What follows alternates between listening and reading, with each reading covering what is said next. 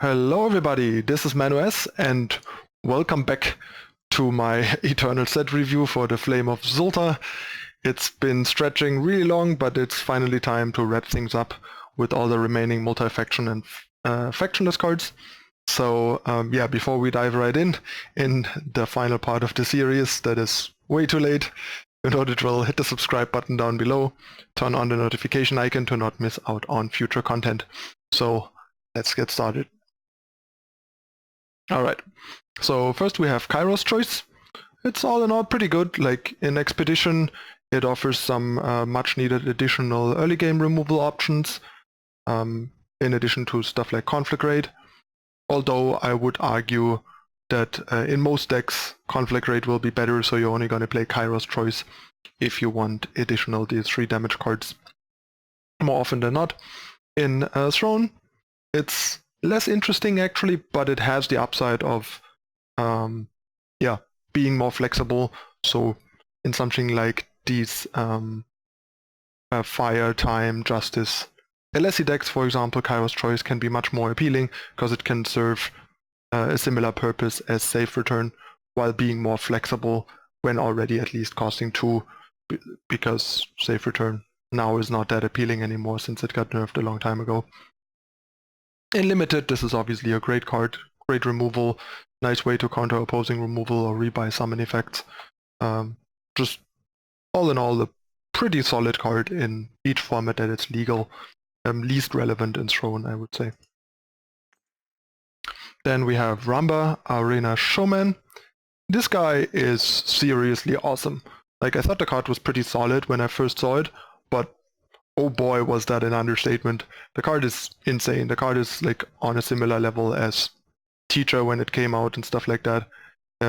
First of all, the 3-cost 4/4 that doesn't die to annihilate is pretty solid, especially in a day where Vanquish has been nerfed and now costs 3. And there aren't that many units on 3 that outclass this right now. So the days of False Prince are kind of gone. And then there's only like a Champion of Chaos with full influence that you commonly see on 3 that outmatches this. So if this hits the opponent even a single time, it's such a brutal ramp and speed up for like Praxis-based decks. It's amazing.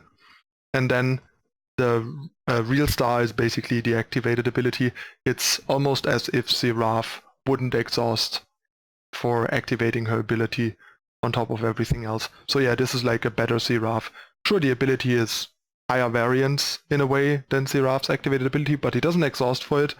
If you have a lot of power, you can even use it multiple times a turn, which comes up in these Praxis ramp decks in Throne. And also, it just has a better body, and the front-loaded body comes with an amazing on-hit effect that is really scary.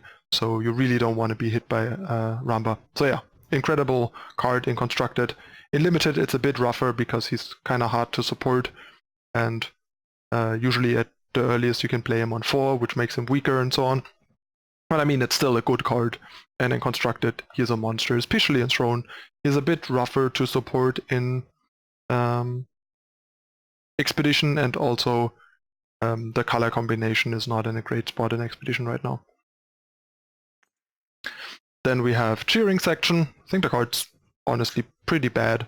When a player discards 1 or more cards, you get to play an 0/1 Totemite, and once per turn you may sacrifice any number of them to get extra power. So it's like, yeah, it's so expensive. It doesn't even do that much. It's super conditional. The card is just completely useless if you ask me. Sure, there are some weird, random, cute interactions that you maybe can find or whatever, but they're just not worth it. The card is miserable in any format, really. Then we have Champion Grappler. This is really just a limited card, but a pretty good one at that, like a 6-cost 5/5 charge Overwhelm that also, after hitting twice, becomes a 7/7. Is pretty strong and limited, so this is a great limited 6-drop. In Constructed, this is not very relevant. Next we have Kairos Grand Champion, one of the bombs of the format, of the set really. In Throne, it's insane. It made Praxis Tier 1 again, Praxis Ramp with Kairos is really powerful right now and one of the top decks in Throne, I think. In Expedition he has a harder time because he lacks the support, but even there he is one of the more appealing like top-end options for decks, but probably just suffering from the same issue that I mentioned before, Praxis being in a rough spot in Expedition. In Limited, I don't think 9 is very realistic, so I would probably just rather pick a cheaper card. Don't really need to talk about the insignias, right? Next we have Acclaimed Artisan.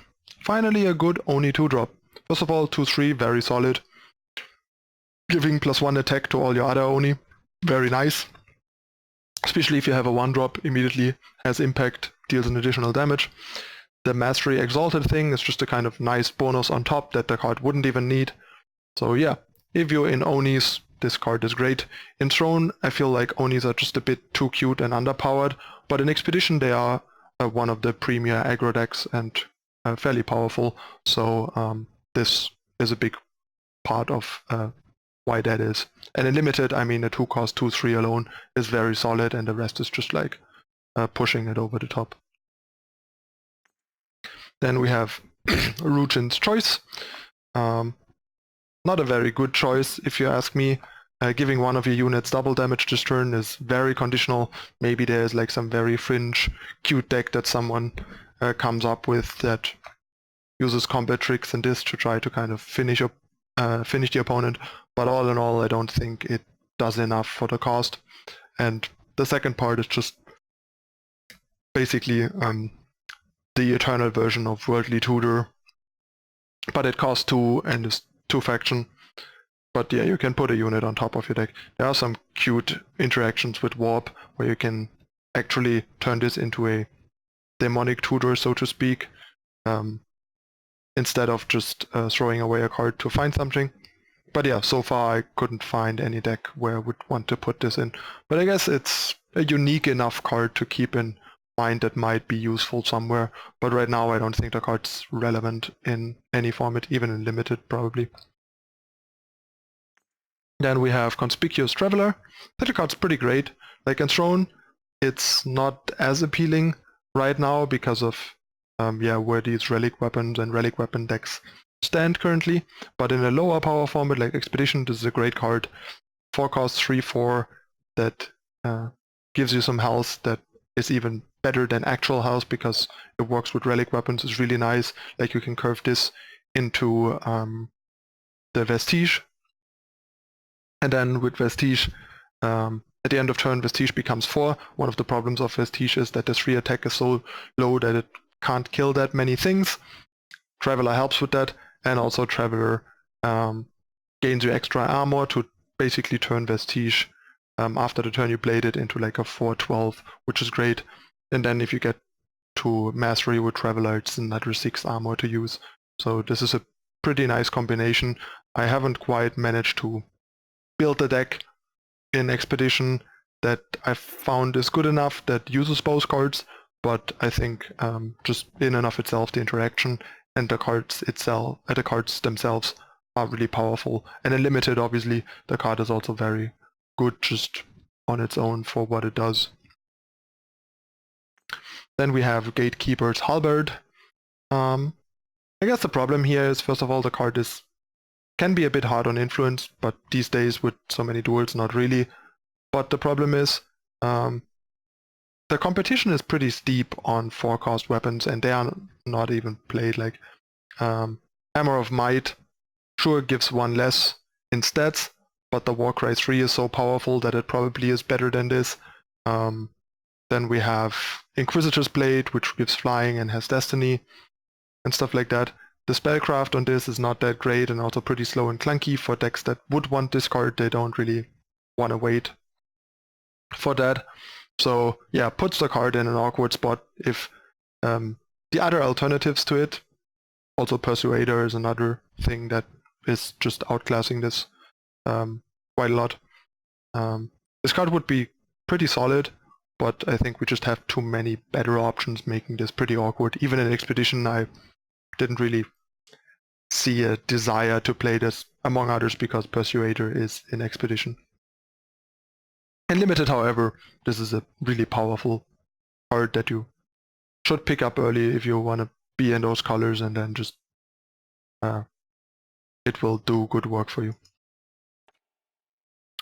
Next we have Wujin Conflict Within. Card itself is pretty powerful. Like, it's not quite Heart of the Vault, but it is a pretty decent imitation. If you have another Oni, 6/6 Exalted, so the opponent can't ignore it. They have to deal with it, and if they deal with it, it just moves on to another unit. And on summon, you get to kill a unit. It kills a wide range of units, and Onis usually have like 1 to 3 battle skills lying around kind of freely, like often overwhelmed from the 2-drop, like Warcry on something, and maybe something else that came up from some other unit. So yeah, all in all, pretty strong. The problem is the only viable Oni deck right now is an Expedition, and it's an aggro deck that doesn't care for a 6-drop, making this card, leaving this card in a really awkward place. But it's a powerful card in a vacuum, and maybe at some point in the future we will have enough support to create a deck that actually wants a 6-drop and can support this card, because it is a powerful mid-range 6-drop. And in Limited, I mean, it's hard to cast, but it's really powerful, so you'll make it work and play it regardless, even though you can sometimes not play it. Then we have Gemenon's Choice. Another like so-so choice, if you ask me. Sure, you can transform a unit into a 3/1 Flame Fang with Reckless, allowing you to, since it's the thing is, it's not a fast spell, so it doesn't let you like surprise ambush blow out the opponent and stuff, but at least it has Reckless, so you can kind of like make the unit then suicide itself into a bigger blocker. But it's still not that great, but it's like decent for the color combination that doesn't have the greatest removal options usually. And then you can basically throw away your card to give a one-time spell damage to all the damage you to all the units, all the spells you have. Sorry, all the spells that you have in your hand at the moment, which seems highly situational, and so you basically want to play it for the removal option with the upside of using it for the other, and the removal option isn't strong enough as a primary option, I think, so leaving that card kind of by the wayside in constructed formats. In Limited, however, it's probably still pretty serviceable, all things considered. Then we have Wizard Crone. In Throne, once again, I think it's a bit too fragile, dying to snowballs and favors, and just also not being that viable of a strategy to go for like heavy spell damage that way. But in Expedition, there's a decent spell damage Skycrake deck that in part is possible because of Wizard Crone. And in Limited, if you have a bunch of spells that are benefiting from this, it's decent, especially if you have some Yeti synergies. But obviously it's not a great unit in and of itself, being a 2-cost 2/1, so it will only be playable in certain decks. Then we have Bloodsun Staff. +2/+2 and Quick Draw is pretty solid, making the unit often really hard to deal with in combat, which is pretty good. And yeah, when the wielder attacks, your spells deal +1 damage this turn, which is kind of a nice utility. So basically, if the unit is good enough without the that text, you kind of get it for free on top for like your tortures or snowballs or stuff like that. But in Constructed so far, I couldn't really find a reasonable use for it, but it's not a terrible card. And in Limited, it seems pretty strong. Then we have Gemenon's Berserker. Like, the card kind of looks strong at first glance, because like 4/4 Aegis Berserk's pretty solid for 5, and then you have the attachment killing on hit, which is kind of a nice bonus, although pretty situational and only comes up rarely because, you know, your opponent needs to have attachments out and they need to not be able to stop this from hitting. So it's and they will do their best to prevent it from hitting them if they have attachments to protect. But yeah, in Throne, I don't think this will see any play anytime soon. In Expedition, it theoretically is on like power level, but practically there's no Skycrack colored deck that I can think of that would want this or can support this, but maybe in the future. And in Limited, I mean, this is a really powerful 5-drop, so easy pick. Then we have Gemenon himself, the double Helix. Another, 6 influence, 6-drop. This time a 7/10. His mastery counts all damage from all sources, basically. But probably only from your sources, so not like damage the opponent deals, obviously. I would assume, but I'm not 100% sure. I have never played with a card. It could actually also count damage the opponent deals, because 100 is a lot, but I'm not entirely sure. And yeah, once you mastery him, it deals 100 damage to the enemy player, killing the enemy player. This is more of a cool, cute kind of card to exist. I don't think this is particularly constructed relevant. The stats are kind of pushed for the size, but it's still just like a mostly vanilla fatty that can just be answered by random removal if it actually is problematic. So it's just not doing enough for the cost if you compare it to other 6-drops like Wujin, or obviously the comparison for all 6-drops out of the vault. This looks pretty poor, and yeah, even in Expedition this hasn't really been relevant yet. In Limited, I mean, it's still a pretty undercosted, overstated body that might in rare occasions actually mastery, so still a solid pick, but probably not a first pick unless you care for the legendary dust part. Then we have Voprek's Choice. One of the stronger choices of the new choices.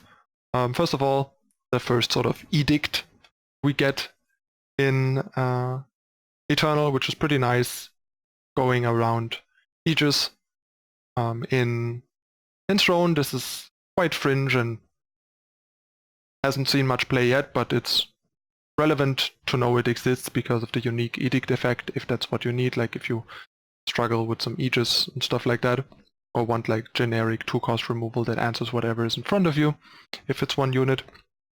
And the like flexibility of also not being blank later and turning it into a threat or another resource. In Expedition, however, this is pretty great. Like it answers Groundwatch Paladin, for example, for free, or a lone flipped Varret with Aegis and stuff like that. And there's a lot of dragon and weapon stuff going on in Stone Sky, so this is a staple in Stone Sky in Expedition. And in Limited, it's still a solid card, especially if you have a few dragons you can return, while the Edict part is not going to be that great in Limited. Then we have Cremate. This card is borderline unplayable in Throne. We are pretty much over 4-cost removal, especially hard to play 4-cost removal. The Void Bound is neat, the fact that it can kill a site is neat, but killing sites with removal is kind of bad because then you're basically trading 2 for 1, so you want to try and kill sites by attacking so you don't have to invest a card in doing so to put you further behind. And yeah, in Throne, this is very fringe and more often than not should just not be played. In Expedition, however, it's one of the premium removal. It's still kind of clunky, but that's just the nature of Expedition and the options that we have in the format. And in Limited, it's still a very strong removal that is a bit restrictive on influence requirements. Yeah, and then we have Cinder Dragon, not much to say here, basically just a very solid Limited common, not constructed relevant. Then we have Cruel Vivarch, or Vivok, not sure how to pronounce it. It's a 7-cost 6/6 flyer, another dragon. Decent stats for the cost, definitely great in Limited. In Constructed, not very relevant, especially in Throne, it's unplayable. Even in Expedition, I don't think it's doing enough for what it costs, and they're just like other good dragons you want to put in your deck. So kind of just a good limited, a good or at least very solid limited rare. And last but not least, for the first part of this video series, we have the new Voprex, Hope's End. He's an 8 cost, 8/8, 6 influence, basically like the Stone Scar version of Molot and Akova in a way. He has Flying and Overwhelm, and yeah, on summon, the enemy basically gives you their worst unit for each different name among dragons you have, and you exhaust them and steal them while you have Voprex. So if they kill Voprex, they get them back, and the opponent gets to choose what you get, making this not that impressive, given the opponent gets to choose. And but yeah, if you have multiple dragons out, this is pretty powerful. I think on Throne, this is probably not going to make it usually. In Expedition, however, it seems like an interesting one-off market option in some decks, or a one-off for like Dragonforge tutoring, because it can be a swingy, powerful effect, and it's not that easy to answer in Expedition. So there's that. In Limited, your deck has to be pretty slow and reactive and grindy, I think, to make sense to put an 8-drop in it, but this is certainly an 8-drop that's worth the 8 power in Limited. So if you want an 8-drop, that's your boy, basically. But 8-drops are a bit problematic in Limited a lot of the time. Alright, that's gonna be it for the first part. I'll be back in the next part with 4 more of the dual faction alliances, and then in the third part I'll wrap it up with the last 2 and the remaining cards. So yeah, you know the drill, and until then I'll see you in a moment with part 2.